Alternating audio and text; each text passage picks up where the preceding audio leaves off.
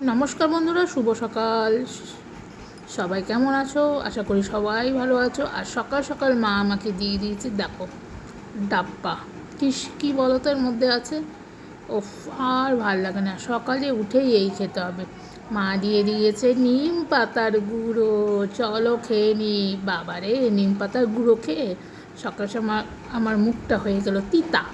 তারপরেই চলে আসলো চা বিস্কিট খেয়ে চলে যাচ্ছি আজকে ব্রেকফাস্টে। মা আজকে সব রেডি করে রেখে দিয়ে গেছে। আজকে হবে গোলা রুটি। আমার গোলা রুটি খেতে বেশ দারুণ লাগে। তো মা সব ব্যাটার রেডি করে দিয়ে গেছে, আমাকে বললো তুই একটুখানি ভেজে নিস। তো আমি চলে এসেছি রান্নাঘরে। দেখো, একদম কম তেল ছাড়া। তো আমি একদম কম তেল দিয়ে করছি। এই দেখো চলে এসেছে মিশু, আর একদম সামান্য তেল দিয়েই করছি একটু গোলা রুটি। আজকে অনেক দিন পর খেতে ইচ্ছা করলো, মাকে তাই বললাম। মা ব্যাটারটা একদম রেডি করে দিয়ে গেছিলো, আর আমি শুধু একটু রেডি করে নিয়েছি, ব্যাস সেই যা।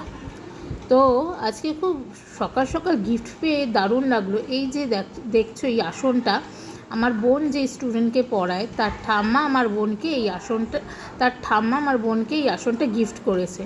কি সুন্দর দেখো, নিজের হাতের কাজ, যাকে পড়ায় তার ঠাম্মার নিজের হাতের কাজ, কি দারুণ না?